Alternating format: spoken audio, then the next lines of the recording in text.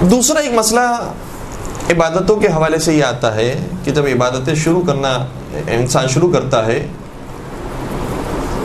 تو یہ خود ہمارا اپنا تجربہ بھی آپ کے خدمت بیان کر رہے ہیں، یعنی یہ اپنی بات آپ کی خدمت بیان کر رہے ہیں، اور ہر ایک اپنے حوالے سے دیکھ سکتا ہے کہ جب انسان دین کے راستے پر آتا ہے، خدا کے راستے پر آتا ہے اور قیامت کو یاد کرنے والا، آخرت کو یاد کرنے والا، اللہ والا ہو جاتا ہے، تو اپنے آپ کو دوسروں سے برتر محسوس کرتا ہے کہ میری آخرت بچی ہوئی ہے، میں ہوں جو اللہ کے لیے کام کر رہا ہوں، میں ہوں جو اتنے عمل انجام دے رہا ہوں، اتنے واجبات، اتنے مستحبات کر رہا ہوں۔ تو عبادت کرتے ہوئے ایک نقطہ ہمیشہ ذہن میں رہے جو مولا متقیان نے بھی اور ائمہ علیہ السلام نے بھی ہمیں بار بار سکھایا ہے، بلکہ میں آپ کی خدمت میں ایک عالم دین کا جو خوبصورت سے جملہ ہے ان کا وہ پیش کروں۔ ایک بہت بڑے عارف آیت اللہ حسن زادہ آمولی نے یہ جملہ اپنے اشعار کے اندر لکھا تھا۔ اب مجھے پورا شعر تو یاد نہیں، جتنی حد تک میں فارسی میں آپ کی خدمت بیان کر سکتا ہوں کوشش کروں گا۔ فرماتے ہیں کہ سر بے سجدے نہادن مرو شرمسار می کند و سر سجدے برداشتن مرو شرمسار تر می کند۔ یعنی خلاصہ یہ جملے کا یہ ہے کہ جب میں سر اپنا سجدے میں رکھتا ہوں تو میں پشیمان ہو جاتا ہوں کہ میرا یہ سجدہ سجدہ کہلانے کے قابل نہیں ہے، لیکن جب میں یہ سر سجدے سے اٹھا لیتا ہوں تو اس سے زیادہ پشیمان ہوتا ہوں کہ کم از کم پہلے سجدے میں تو تھا، اب تو وہ بھی نہیں ہوں۔ تو دونوں طرف سے انسان اسی کیفیت کے مبتلا رہے، اگر عبادت کی طرف بھی ہے تو بھی پشیمانی ہو کہ میں میری عبادت کہلانے کے لائق کا۔ چوتھے سرکار حضرت امام زین العابدین علیہ الصلوۃ والسلام کا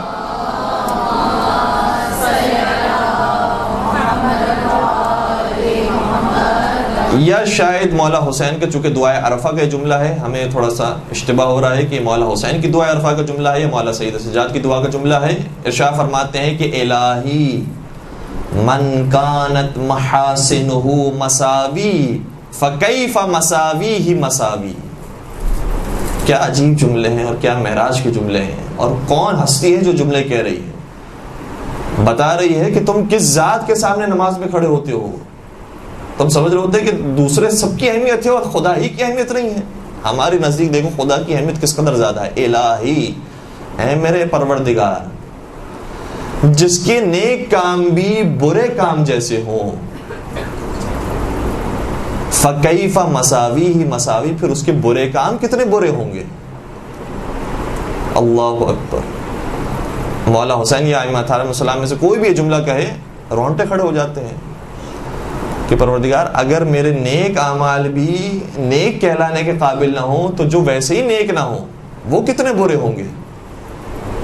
یہ بار بار ہمیں سکھایا ہے، اس طرف توجہ دلائی ہے کہ تم سمجھ رہے ہو کہ بڑے نیکیوں کے راستے کی طرف آ گئے ہو، بہت متقی پرہیزگار بن گئے، بہت بڑا احسان کر دیا پروردگار پر کہ پورے دنیا کے اندر تم سے زیادہ کوئی عبادت گزار نہیں، تمہارے جیسے بہت ہیں پروردگار کے پاس اور جتنے چاہتا بنا لیتا۔ تمہیں جو تھوڑا سا اختیار دیا ہے وہ اس لیے دیا ہے کہ تاکہ تم ترقی حاصل کرو، تم تھوڑا سا ہمارے قریب آ جاؤ اور ہم سے قربت حاصل کر لو۔ اور اگر تم اپنی عبادتوں پر گھمنڈ کرو گے تو خدا کے پاس عبادتیں کرنے والے بہت ہیں، تمہیں جب چاہے گا وہ عبادت کرنے والا جو تاریخ میں شاید سب سے پہلا عبادت کرنے والا تھا، جیسے ہی اس کو اپنی عبادتوں پر گھمنڈ ہوا اور یہ جملہ قرآن کریم کا آ گیا کہ اس عبادت گزار نے یہ کہا کہ انا خیر منہ، میں اس سے بہتر ہوں، میں اس سے برتر ہوں، جیسے ہی اس نے کہا پروردگار نے اسے شیطان رجیم بنا کے نکال دیا۔ تم اپنے عبادت کو کیا سمجھ رہے تھے؟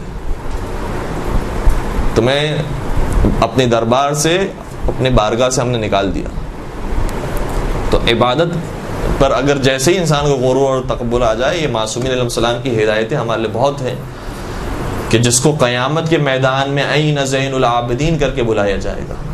کہاں ہے عبادت گزاروں کی زینت؟ وہ عبادت گزار اس طریقے سے بیان فرماتے ہیں۔ ایک اور جملہ روایت کا ہے، بڑا خوبصورت جملہ ہے، اس بات کو ہمارے لیے کافی ہیلپ کرے گا۔ روایت میں آیا ہے کہ شر الناس من یرا انہ خیرہم، بدترین انسان وہ ہے جو اپنے آپ کو بہترین سمجھتا ہو۔ کتنا سادہ سا جملہ ہے، پروردگار کے نزدیک وہ سب سے برا ہے جو اپنے آپ کو سب سے اچھا سمجھتا ہے. تو بار بار اپنے آپ کو قصوروار سمجھنا اور محسوس یہ کرنا کہ ہماری عبادتوں میں کہاں وہ بات ہے کہ جو ائمہ علیہ السلام کی باتوں میں تھی، اور واقعا نہیں ہے. یعنی جو اصحاب تھے ائمہ علیہ السلام کی، وہ کتنے بڑے عبادت گزار تھے ہم ان تک نہیں پہنچ سکتے. علی ابن محزیار کے بارے میں ملتا ہے کہ جن کی امام زمان علیہ السلام سے ملاقات ہوئی تھی.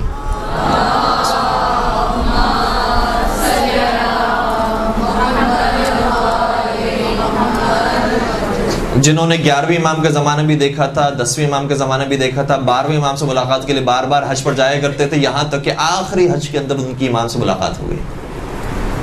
علی ابن محزیار کے بارے میں روایت یہ کہتی ہے کہ جب طلوع آفتاب کا وقت آتا تھا تو یہ اپنے سر کو سجدے میں رکھتے تھے، اور جس طریقے سے ہم روایتوں میں سنتے رہتے ہیں کہ جناب سیدہ کائنات پوری رات دوسروں کے لیے دعائیں کرتی تھیں، ہمسایوں کے لیے، اپنے دوستوں کے لیے، خواتین کے لیے، ایک ایک کا نام لے کر ہر ایک کے لیے دعائیں کر رہی تھی، یہاں تک کہ جناب حسن مجتبیٰ حیران ہو جاتے ہیں ہمارے لیے کب دعا کا وقت آئے گا.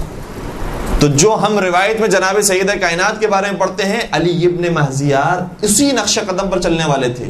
جب سر سجدے میں رکھتے تھے طلوع آفتاب کے بعد، تو روایت کرنے والا راوی یہ کہتا ہے کہ کم از کم 1000 لوگوں کا نام لے لے کر پروردگار سے حاجت طلب کرتے تھے کہ خداوندہ فلاں کی فلاں پریشانی ہے، اس کی پریشانی کو دور کرتے، فلاں کی فلاں پریشانی ہے، اس کی پریشانی کو دور کرتے. نام لے لے کر دعا کیا کرتے تھے. نماز شب میں جو 40 مومنین کا نام لینے کا ذکر ہے وہ اس وجہ سے ہے تاکہ دوسروں کا بھی احساس پیدا ہو. 40 لوگوں کا نام لے کم از کم. تو جو سیرت ہم پڑھتے ہیں ائمہ علیہ السلام کی، ہم یہ سمجھتے ہیں کہ وہ کہاں ہیں، ہم کہاں ہیں. یہ بھی بڑا خوبصورت جملہ ہے جو ایک صاحب نے بیان کیا، فرماتے ہیں کہ جب عمل کی باری آتی ہے تو ہم یہ کہتے ہیں کہ وہ کہاں ہیں، ہم کہاں ہیں، اور جب جنت کی باری آتی ہے تو ہم کہتے ہیں کہ وہ جہاں ہیں ہم بھی وہاں ہیں. تو یہ بڑا دوہرا معیار ہے. عمل کی بات آتی ہے تو وہ کہاں ہم کہاں، جہاں جنت کی بات ہے وہ جہاں ہم بھی وہاں. ایسا تو ممکن نہیں. اگر برابر ہونا ہے تو ہر چیز میں پھر برابر ہونا پڑے گا، ہر چیز میں کوشش کرنی پڑے گی. بہرحال برابر تو انسان نہیں ہو سکتا، لیکن بہرحال کوشش کرنی پڑے گی کہ ان کے نقش قدم پر چل سکیں. اور اسی طریقے سے صفوان جمال، ظاہراً ایک صحابی کا نام ہے، یا عباس جمال، ان کے بارے میں ہے کہ وہ ماہ رجب، ماہ شعبان، ماہ رمضان، تینوں مہینوں کے پورے روزے رکھا کرتے تھے. ایک سال کی بات نہیں ہے. جب سے مثلا لوگوں نے دیکھنا شروع کیا 20 سال 30 سال سے ہمیشہ ماہ رجب، ماہ شعبان، ماہ رمضان کے پورے روزے رکھا کرتے تھے. تو لوگ ایسے گزرے ہیں جو غیر معصوم تھے اور عمل انجام دیتے تھے. اسی طریقے سے انہی کے بارے میں ملتا ہے کہ وہ سال میں 3 مرتبہ زکوٰۃ نکالا کرتے تھے. یہ کام کون کرتا ہے؟ یہ ائمہ علیہ السلام نے ہمیں سکھایا ہے. تو اپنی عبادتوں پر انسان ویسے تو بنتا ہی نہیں ہے کہ غرور کرے، اور اگر کچھ واقعی عبادت گزار ایسا بن بھی جائے انسان، تو مولا سید سجاد زین العابدین سید الساجدین جب اس طریقے سے پروردگار کے حضور پیش کرتے ہیں اپنی عبادتوں کو، تو ہماری تو کوئی اوقات ہی نہیں ہے. مولا سید سجاد کی دعاؤں کو ایک مجموعہ ہے مناجات 15 کے نام سے. یقیناً آپ کا مجھ سے زیادہ مطالعہ ہے، جانتے ہوں گی. 15 دعائیں موجود ہیں، اور یہ بھی ماہ رمضان کے اندر ہمارے پاس بہترین فرصت ہوتی ہے کہ ان 15 دعاؤں کو اگر ہم پورے مہینے میں تقسیم کر دیں تو ان دعاؤں کو، ہر دعا کو ہم 2 مرتبہ پڑھ سکیں گے. مناجات کو 2 مرتبہ پڑھ سکیں گے. مناجات 15 مناجات. اس کی سب سے پہلی مناجات کیا ہے؟ مناجات التائبین، توبہ کرنے والوں کی مناجات. اب مولا ہیں اپنے پروردگار کے حضور مناجات کر رہے ہیں، سرگوشی کر رہے ہیں. مناجات کا یہ مطلب ہوتا ہے مولا کس طریقے سے پکار رہے ہیں. اللہ اکبر. فرماتے ہیں الہی البستنی الخطایا ثوب مذلتی، پروردگارا میں نے خطاؤں کا لباس اپنے تن پر زیب کر لیا ہے، خطاؤں کا لباس پہن لیا ہے. کون کہہ رہا ہے؟ یہ سید الساجدین کہہ رہے ہیں. الہی البستنی الخطایا ثوب مذلتی، اور یہ جو خطاؤں کا لباس ہے اس نے مجھے تیرے سامنے ذلیل کر دیا ہے. اور انسان واقعا خدا کے سامنے جتنا ذلیل ہوتا ہے اور جتنا جھکتا ہے، اپنے آپ کو جتنا گراتا ہے، پروردگار دوسروں کے سامنے انسان کو اتنا ہی اٹھا دیتا ہے. الہی البستنی الخطایا ثوب مذلتی وجللنی التباعد منک لباس مسکنتی اور تیری جاہ و جلالت کے دوری کی وجہ سے میں نے غربت اور فقر و فاقے کا لباس پہن لیا ہے، کیونکہ حقیقت میں تو غنی ہے، میں تو فقیر ہوں. جتنا تجھ سے دور ہوتا جاؤں گا مزید فقیر سے فقیر تر ہوتا جاؤں گا. وَجَلَّلَنِ التَّبَاعُدُ مِنْكَ لِبَاسَ مَسْكَنَتِي وَأَمَاتَ قَلْبِي عَظِيمُ جِنَایَتِي. اللہ اکبر. یہ ایسے جملے ہیں کہ جو میں تو کسی گنہگار بھی اگر وہ یہ جملہ کہے تو کہتے ہوئے شرم آتی ہے کہ اتنا کیسے انسان گنہگار ہو سکتا ہے کہ اتنے بڑے بڑے جملے ادا کرے. لیکن چونکہ خدا کے حضور ہیں اس لیے اس طرح کے جملے ہیں. کہا کہ امات قلبی عظیم جنایتی، اور پروردگارا میرا دل مردہ ہو گیا ہے بڑے بڑے گناہ کر کے، بڑی بڑی جنایت اور بڑے بڑے جرم کر کے. اللہ اکبر. وہ سید سجاد جنہوں نے کوڑوں پہ کوڑے کھائے ہو، تازیانوں پہ تازیانے کھائے ہو، اس طریقے سے گریہ فرماتے رہے ہوں ساری زندگی، ایسی نمازیں پڑھی ہوں، جتنے سائل جتنے مسکین ہیں ان کو رات بھر کھانا دیتے ہوں، اور کوئی راوی یہ سوال کرے کہ اے سید سجاد ذرا اسے جگا کر بتا دو دے کہ کس نے روٹیاں رکھی ہیں، تو سید سجاد جواب دے کہ جس کو بتانا ہے وہ کبھی سوتا نہیں ہے اور وہ میرے عمل کو دیکھ رہا ہے.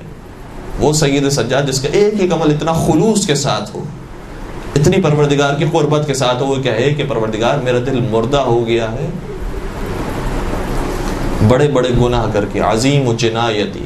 پھر فرماتے فَأَحْيِهِ بِتَوْبَةٍ مِّنْكَ، تو پروردگار تو میری طرف پلٹ آ اور میرے دل کو زندہ کر دے. یا عملی و بغیتی و یا سؤلی و منیتی، اے وہ جو میری آرزو ہے، اے جو میری تمنا ہے، میرا ارمان ہے، ساری چیزیں پروردگار کی حضور فنا ہے. یہ ائمہ علیہ السلام کی پوری سیرت کا مجموعہ میں نظر آتا ہے اس طریقے سے. برحمتك يا أرحم الراحمين وصلى الله على محمد وآله الطاهرين.